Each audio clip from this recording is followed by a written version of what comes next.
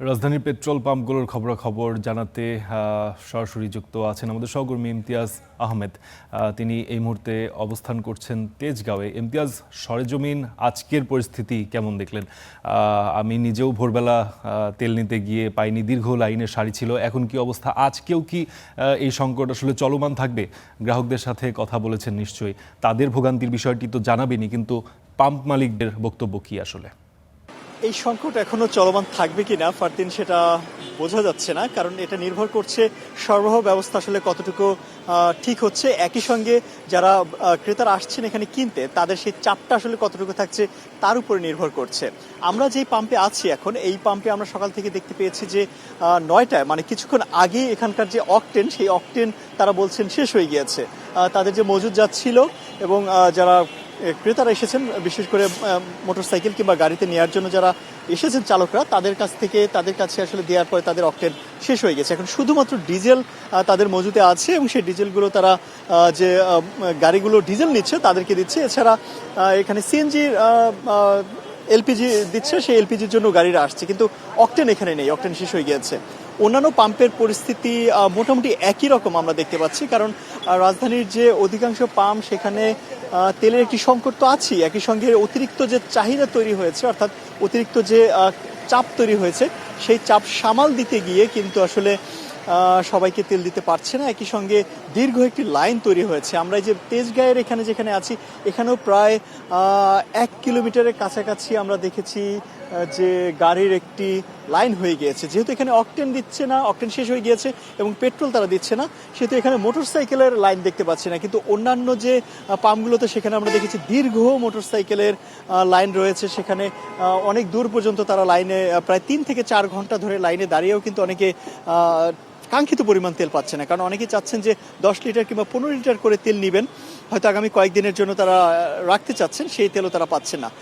আপনি জানেন যে তেলের একটি রেশনিং ব্যবস্থা চালু করেছে, অর্থাৎ সবগুলো গাড়ি কিংবা মোটরসাইকেলের জন্য একটি তেলের সীমা নির্ধারণ করে দিয়েছে সরকার, যেখানে মোটরসাইকেলের জন্য 2 লিটার এবং গাড়ির জন্য 10 লিটার নির্ধারণ করে দিয়েছে। তবে সেখানে কিন্তু আসলে অনেক মোটরসাইকেল চালকদের সঙ্গে আমরা কথা বলেছি। আপনি ভোগান্তির বিষয়ে জানতে চাচ্ছিলেন। অনেক মোটরসাইকেল যারা চালক রয়েছেন, তারা বলছেন যে 2 লিটার তেলে হয়তো তারা সারাদিনও কভার করতে পারবেন না। সারাদিন তারা যদি ঢাকা শহরের মধ্যে বেশ কয়েকটি জায়গায় তাদের প্রয়োজনে যেতে চান, সেটা কিন্তু আসলে 2 লিটার তেলে হয়তো তাদের সম্ভব হবে না। ভোগান্তিটা আসলে আরো বেশি এসে দাঁড়িয়েছে যে যখন শেয়ার রাইডার যে মোটরসাইকেলগুলো রয়েছে, তাদের ক্ষেত্রে কিন্তু আসলে আরো বেশি ভোগান্তি তৈরি হচ্ছে, কারণ তারা কিন্তু বারবার বলছেন যে যেহেতু তাদের সারাদিন ধরে মোটরসাইকেল চালিয়ে রাইড শেয়ার করতে হয়, তাদের আসলে অনেক বেশি পরিমাণ তেল দরকার হয়। যেখানে তাদের আসলে রুটি রুজির একটা বিষয় রয়েছে, সেই পরিমাণ তেল আসলে তারা, যেহেতু তাদের খুবই কম পরিমাণ, অর্থাৎ 2 লিটার তেলের জন্য বারবার তাদের বিভিন্ন পাম্পে গিয়ে দাঁড়াতে হচ্ছে এবং দীর্ঘ সময় নষ্ট করে তাদেরকে মাত্র 2 লিটার তেল তারা পাচ্ছেন। সেক্ষেত্রে ভোগান্তিটা তাদের অনেক বেশি। সাধারণ গ্রাহকদের ভোগান্তি তো আছেই, একই সঙ্গে অতিরিক্ত যে আতঙ্ক, সেই আতঙ্ক থেকে চাহিদার জন্য কিন্তু আসলে এই সংকটটা তৈরি হয়েছে বলে জানিয়েছেন তেল মালিকরা। তো মোটামুটি এই পাম্পের তেলের যে সংকট, সেটা এখনো আছে। আর সামনে তেলের সংকট থাকবে কিনা সেটা জানি না, পরবর্তী নিউজে হয়তো আপনাকে জানাতে পারবো। ফারদিন। ইমতিয়াজ, আপনি বলছিলেন আপনি যেই পাম্পে এখন অবস্থান করছেন, সেখানে তারা ঘোষণা করেছে কিছুক্ষণ আগে তাদের অকটেন শেষ হয়ে গেছে। অর্থাৎ এই বিষয়টি মানে দীর্ঘ লাইনে যারা মোটরসাইকেল নিয়ে দাঁড়িয়ে থাকেন, সেই মোটরসাইকেলগুলো আগাতে আগাতে একসময় তারা শুনেন যে তেলের যেই মজুদ, সেটি শেষ হয়ে গেছে, অর্থাৎ সেটি আর বিক্রি হচ্ছে না আপাতত। এটি মানে চরম ভোগান্তির একটি শেষ পর্যায়ে বলে আমার কাছে মনে হয়েছে। ধন্যবাদ ইমতিয়াজ, আপনি যা ছিলেন রাজধানীর পেট্রোল পাম্পগুলোর খবর। আমরা একটু যেতে চাই এবার ঠাকুরগাঁওয়ের দিকে। সেখানে ঠাকুরগাঁও থেকে আমাদের সঙ্গে যুক্ত আছেন আমাদের সহকর্মী আব্দুল্লাহ আজাদের কাছে জানতে চাই, ঠাকুরগাঁওয়ের যেই সরজমিনে তেল পাম্প বা তেলের সংকটের যে বিষয়টি, সেটি একটু বিস্তারিত জানাবেন এবং চাহিদা অনুযায়ী তেলের সরবরাহ কেমন সেটিও একটু বলবেন।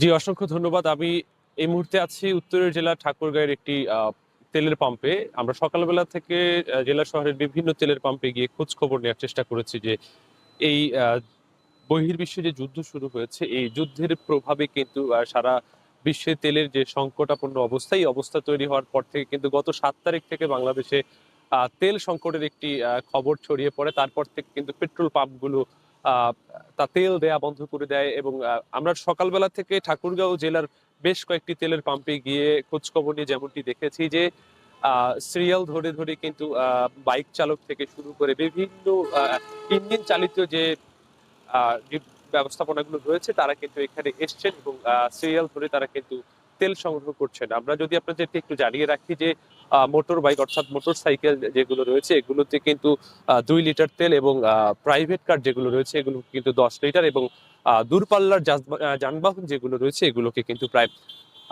200 লিটারের মতো তেল বরাদ্দ করছে। এছাড়াও আমি যদি আরেকটু আপনাদেরকে জানিয়ে রাখি যে কৃষক পর্যায়ে আমাদের যে বিষয়টি খেয়াল করা গেছে, কৃষকদের সাথে আমরা কথা বলেছি। এই ডিজেলের চাহিদা কৃষকদেরও একটু বেশি থাকায় তারাও কিন্তু এখানে এসছেন এবং তাদের চাহিদা মতো কিন্তু তেল নিয়ে যাচ্ছেন। জি, ধন্যবাদ আজাদ। আপনি জানাচ্ছিলেন ঠাকুরগাঁওয়ের পরিস্থিতি। আমাদের সঙ্গে আমাদের আরেক সহকর্মী যুক্ত হয়েছেন দ্বীপ জেলা ভোলা থেকে। ভোলারও তেলের সংকট কেমন, কি অবস্থা সেটিও একটু জানবো আমাদের সহকর্মী আদিল হোসেন তপুর কাছ থেকে। তপু, আপনি জানাবেন পেট্রোল পাম্পগুলোতে পর্যাপ্ত তেল আছে কিনা ভোলায়, এবং যানবাহন চালক এবং পাম্প কর্তৃপক্ষ তারা আসলে কি বলছে, তাদের বক্তব্যগুলো সব মিলিয়ে জানতে চাই। জি, আসলে মধ্যপ্রাচ্যের যুদ্ধের প্রভাব পড়তে শুরু করেছে সারা বাংলাদেশে, এর বাইরে নয় দ্বীপ জেলা ভোলাও এখানেও কিন্তু এর কিছুটা প্রভাব শুরু করেছে। গতকালকে পেট্রোল পাম্পে আমরা যেটি দেখেছিলাম যে এখানে স্বাভাবিকভাবেই এখান থেকে যারা মানে গ্রাহক ছিলেন তারা এসে পেট্রোল এবং ডিজেল নিচ্ছিলেন, কিন্তু আজকে কিন্তু এই চিত্রটা কিছুটা ভিন্ন। আমরা দেখতে পাচ্ছি যে এখানে এই পেট্রোল পাম্পে এসে গ্রাহকরা কিন্তু ফিরে যাচ্ছেন। তারা এখানে তাদের যে প্রয়োজনীয় যে পেট্রোল সেটা কিন্তু পাচ্ছেন না এবং না পেয়ে একরকম ফিরে যাচ্ছেন। আমরা একটু এখানকার যারা আসছেন তাদের কাছ থেকে একটু কথা শুনতে চাই। আপনারা এখানে এসে কি তেল পাচ্ছেন কিনা?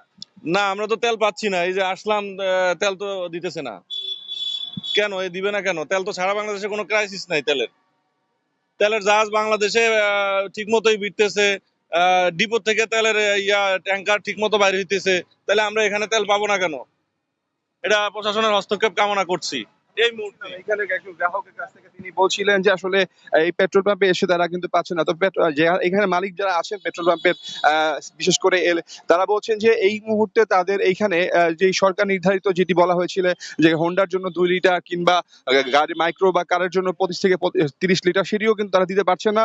শুধুমাত্র সরকারি প্রতিষ্ঠান, অ্যাম্বুলেন্স কিংবা সরকারি যেসব প্রতিষ্ঠান আছে তাদের জন্য শুধুমাত্র তেল রয়েছে। এছাড়া এখানে কিন্তু এলপিজি গ্যাস এবং ডিজেল এইটি কোনো সংকট নেই। সেই ক্ষেত্রে সিএনজি গুলো অ্যাভেলেবেল এখানে চলতে পারছে, সেখানে কোনো সমস্যা হচ্ছে না। অন্যদিকে যারা মোটরযান ব্যবহার করছেন বা যারা পেট্রোল অকটেন ব্যবহার করছেন তারা কিন্তু এটি পাচ্ছেন না। তো সেই ক্ষেত্রে একটু দুর্ভোগের মধ্যেই পড়ছেন এখানকার যারা আছেন। সব মিলিয়ে ভোলাতে কিন্তু 5 থেকে 6টির মতো এখানের যেই গ্যাস মূলত তেল সরবরাহ করে থাকেন যেই পেট্রোল পাম্প সেইগুলো রয়েছে, সেখানে একই পরিস্থিতি। অন্যদিকে খুচরা বাজারে কিন্তু এই সুযোগে কিছু ব্যবসায়ী তারা কিন্তু 5 টাকা করে বাড়তি দাম নিচ্ছেন, 5 টাকা করে অকটেন 5 টাকা বাড়িয়েছেন এবং পেট্রোলের দামও বাড়িয়ে দিয়েছেন। সেই ক্ষেত্রে তারা সাধারণ গ্রাহকরা দুর্ভোগের মধ্যে আছেন। তো এই ক্ষেত্রে যদি প্রশাসনের পক্ষ থেকে এই ধরনের পেট্রোল পাম্পগুলোকে মনিটরিং করা হয়, কেউ যদি অতিরিক্ত মজুত করে রাখে সেই তাহলে হয়তোবা সেগুলোকে নিয়ন্ত্রণ করতে পারলে হয়তোবা স্বাভাবিকভাবে এইখানকার যারা গ্রাহক তারা এগুলো পাবেন বলে জানিয়েছেন। তো ভোলার পেট্রোল পাম্প থেকে এই ছিল আমার কাছে সর্বশেষ। অসংখ্য ধন্যবাদ তপু, আপনি বিস্তারিতভাবে জানাচ্ছিলেন এবং একজন গ্রাহকের সাথেও কথা বললেন। তিনি তার বিরক্তি যেটি প্রকাশ করেছেন, আমার কাছে মনে হয় যে ভোলা থেকে ঠাকুরগাঁও এই সমস্ত তেল যারা জ্বালানি তেলের গ্রাহক আছেন সবার মানসিক অবস্থা বা সবার বিরক্তি একই পর্যায়ে রয়েছে।